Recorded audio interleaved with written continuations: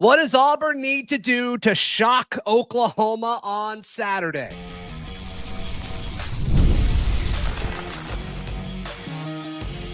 You are Locked On Auburn, your daily podcast on the Auburn Tigers. Part of the Locked On Podcast Network, your team every day. Yes, welcome on into Locked On Auburn, your daily Auburn Tigers podcast. I'm your host, Zac Blackerby, and thank you so much for making Locked On Auburn your first listen every single day. Jake Crain of Crain and Company, the very handsome man himself, hanging out with us. I want to talk about pressure and what's at stake coming up in a minute, but point blank, like, in your mind, does Auburn have what it takes to take down Oklahoma on Saturday? Well, first off, Zach, thanks for having me, buddy. Sure. You're doing a great job. Love watching your stuff. You and Dap. Thanks, man. Yeah, I mean, Auburn has a chance because of the roster they've had, and you've been working to build this roster, especially up front on the line of scrimmage, to give yourself an opportunity, whether it's at home, whether it's on the road, whether it's in a neutral site, to be able to go and compete and win games against other teams that are upper echelon. It's really been what Auburn's missing. But make no mistake, Oklahoma's a really good football team. We can look at the injury list and all that stuff, and it's important. I'm not saying it's not, but it's going to take Auburn's best effort and really fixing some things, especially on the defensive side of the ball, to be able to go into Norman and get what would be, Zach, and we talked about this before the year, a massive win when you look at the 12-team expanded playoff and giving Auburn momentum, not only for this season, but in recruiting as well. Yeah, if Auburn were to win on Saturday, you can't have an honest discussion about the field of 12 without mentioning the Auburn Tigers at this point. 100%. 100%. You mentioned the defensive backs, and a big narrative that's popped up is Auburn can't pass and they can't defend the pass. I think the argument of saying Auburn can't defend the pass is a little bit stronger one than Auburn can't pass. I just think they haven't. Yeah. But they have not been effective in stopping the pass. And then you mentioned the injury report. Jay Crawford listed as doubtful. That's a big blow to this Auburn defensive backfield. 100%. Well, just starting on the offensive side of the ball, and look, could it turn out that Auburn may not be an elite passing team? Of course. But if you're going to sit here after what we've seen and say that Auburn can't pass the ball, you have no idea how football actually works on the field. Look at what Baylor did against Auburn. You played two high flat-footed safeties. Calling plays is a math problem. It's a numbers game 90% of the time. Now, sometimes you have a matchup that you just want to exploit. Sometimes a guy can be covered, but he's so good he's really not covered. But at the end of the day, all I heard for the past couple of years from Auburn fans were, hey, why don't we just take what the defense gives us? Why don't we just do what we're good at and lean on it? Second half of the Oklahoma game last year, why are we throwing the ball? Why aren't we just doing what works against the defense and what the defense is giving us? And now Hugh is actually doing that, and people want to complain. That's what blows my mind. At the end of the day, you don't do things just to do them. That's not how it works. I heard people talking about the last two games, like, oh, well, they need to go and just throw it more to show people they can throw it. That's an awful habit to get into, because when you go into games where you're playing teams of equal or greater value, you need to be in the habit of making the right call and the players getting a feel for what that right call is. You're practicing bad habits. Go do what the defense is giving you. That's the habit you should form. So that's a ridiculous narrative. And I actually think Jackson's put the ball in some good spots when he's had to, including some big third downs against Baylor. But on the other side, that's my worry, Zach. And, I think a lot of times people fall into the category of, oh, well, offensive play callers, if they're an air raid guy, they're just going to want to throw it around the whole time. Or if they're a 12 personnel gap scheme run team, they're just going to want to run it all the time. Mm-hmm. At the end of the day, defensive play callers are the same way. DJ Durkin is known as a man coverage exotic pressure guy. So when he goes to these clinics and when other younger coaches are looking up to him, they view him as an expert in man coverage, exotic pressures, and doing things out of man coverage mostly. That doesn't mean he never runs zone. You can't live in a world of absolutes and just do one thing. But the problem I'm seeing on defense is the same problem Auburn had on offense with Peyton Thorne last year. At some point, you got to realize that maybe throwing the ball offensively as much as you are, or giving the option to throw the ball, isn't what's best for your personnel. On the defensive side, maybe running pretty much exclusive man coverage, save other times with this personnel, and not just in the back end. Because if your front seven or your defensive line can rush the passer effectively, I don't care what coverage you're running, there's a good chance it's going to work. What I worry about is Auburn's got a good pass rush. I don't think they've got an elite pass rush yet. or we haven't seen it yet. And if you give John Mateer and this group time, and Auburn keeps playing with bad leverage in man coverage and busting coverages, they're going to gut Auburn on offense. And it's only going to help them out in the run game. So at some point, either you've got to fix it from a coaching standpoint in your mainly exclusively man coverage, or you have to start maybe being a little bit more balanced as a defensive play caller because of your personnel. Because at the end of the day, DJ Durkin is not defending anybody. He's not tackling anybody. It's those guys that are out on the field. And I think it may surprise Oklahoma a little bit early if Auburn shows one high, shows man with pressure, and then drops into a zone. I think it could lead to some turnovers, especially in the middle of the field in the seam where Mateer struggled a little bit. Yeah, I mean, how much of the defensive backfield issues do you think are coaching? How much of it do you think is communication? I mean, because we're seeing guys like Caleb Harris, for instance, who shocked us all last year with how impressive he was as a true freshman. He hasn't been good to start this year, but it's not like he just got worse at football over the summer. What's happening here? Well, look, it and the coaches will tell you this. It always falls back on the coaching. Either you recruited it, you're coaching it, or you're allowing it to happen. So it always falls on the coaches. Just like when people say, oh, well, he's not a great coach. He just has really good players. Well, he recruited the players. That's like 80% of the battle. It's not like they just showed up and he was there. I think it's a mixture of both. I think Auburn, especially against Baylor, was a little bit shocked by how easy it was for Trigg and Cole and some of those other guys to get open and make plays. And they started pressing a little bit and started thinking. It's the same thing as on the offensive side of the ball. The minute you start thinking and you're not just playing and reacting, you're going to have bad leverage. You're going to have bad eyes. It's going to affect your tackling. So at the end of the day, it always falls back on the coaches. But I do wonder, Zach, especially if Jay Crawford's going to be out, do you have good enough personnel, like just athletically, just physical God-given ability to say, you know what, we're going to play man coverage mostly, because if you play man coverage mostly, you think you're really good. That is a lot of guys that don't think they're fantastic with personnel and defense. Zone coverage was invented for a reason. It would be a lot easier for me to say, hey, let's just run cat coverage. You got that cat, you got that cat, and we'll have fun in the middle. That's not what Auburn needs to do. So I think it's a little bit of both. But it's amazing, I think, if you get some confidence early, or if that defensive line is able to get after Mateer or make him one-dimensional, which is really, really tough.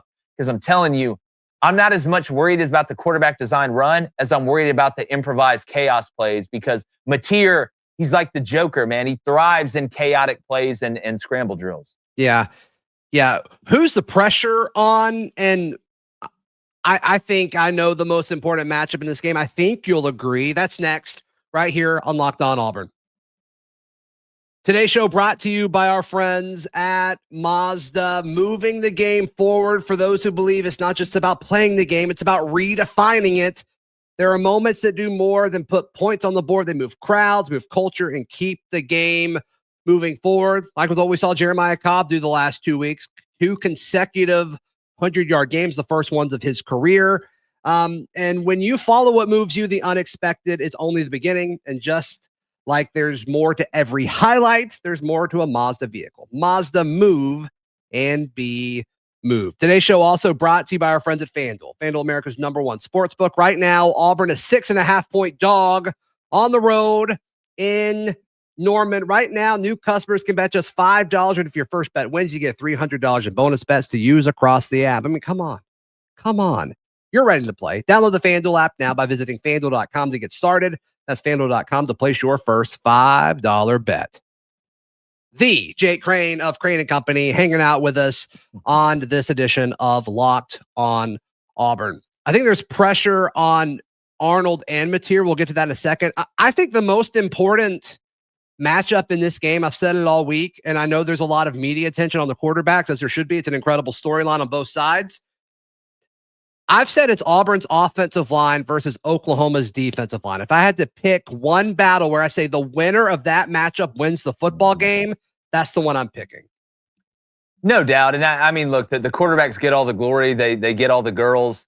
And most time they get all the money. But, you know, in this case, and in most cases, actually, in the sport of football, whoever's better up front is probably going to win. I mean, very rarely can a guy in the ultimate team sport, 11 on 11 in football, carry, his team. Even Cam Newton had a pretty good offensive line when you go back and look at it. Sure. But no, I agree with you, Zach, for multiple reasons. One is because if Auburn's able to control the line of scrimmage and be good enough in the run game to open up the pass. Because look, I'm going to tell you right now what I think, and there'll probably be some disagreement.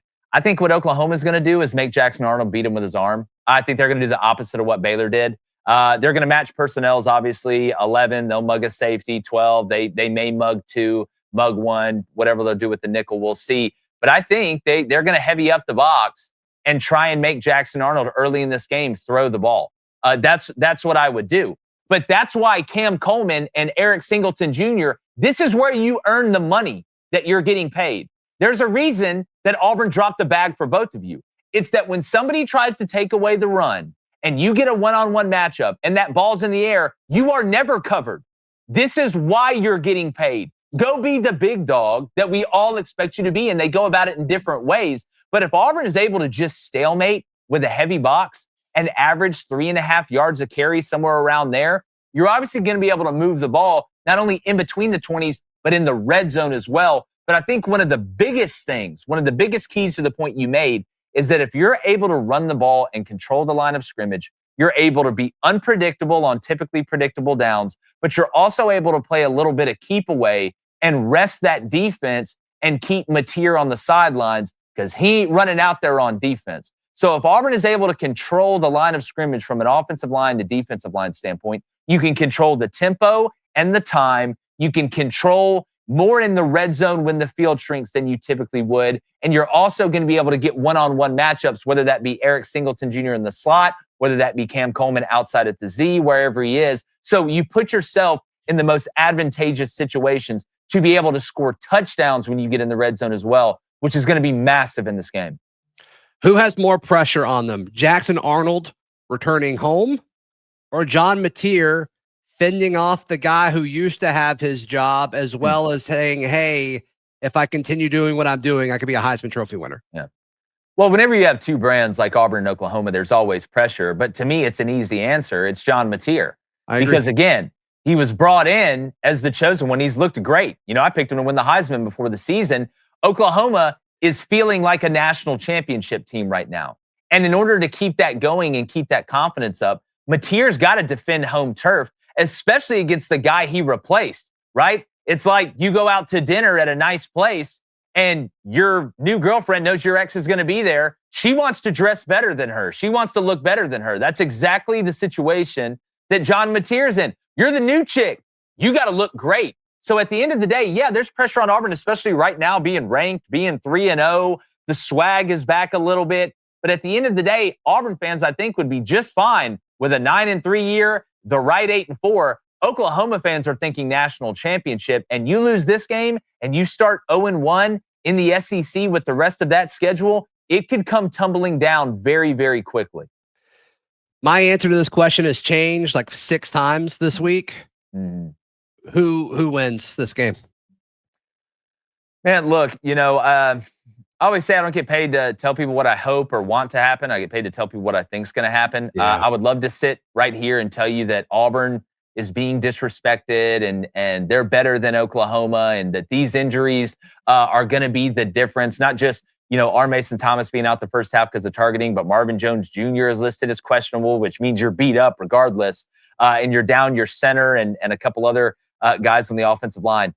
I just, until Auburn proves to me that defensively they can stop giving up the explosives and they can tackle better in space and they can be the defense that a lot of people thought they could be, I don't think you're going to go on the road at Oklahoma and outscore them because they're pretty good on defense too. I think, and again, I would love to be wrong. I would love for the comment section here to clown me after being wrong. I will drink it up, right? I've got Oklahoma, though, 27-20 in this one.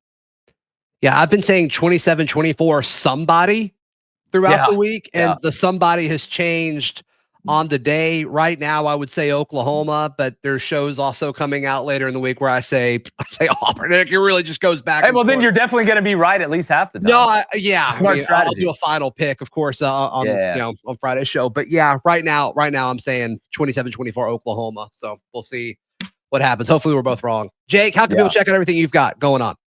Oh, definitely, man. It's easy. If you like this show, you're probably going to like ours. It's Crain & Company, Crain and Company. You can find us on YouTube, Apple Podcasts, Spotify, Roku, all that stuff. Putting out a ton of content pretty much every single day. Going to have a live reaction. I'm sure you will too, right after this Auburn-Oklahoma game. And I hope it's filled with joy and happiness. And I'll eat all the crows, Zach. I'll eat a whole flock of crows or whatever you call a group of them hanging out. But no, I appreciate you having me, man. I think a group of crows is called a murder of crows, actually. It's actually called a murder? I believe so. Well, I mean, I don't want to murder myself, but I mean, I'll eat one crow then. Okay, got it. That's fine. That's fine. Please like the video. Please subscribe. We'll see you next time. This has been Locked On Auburn.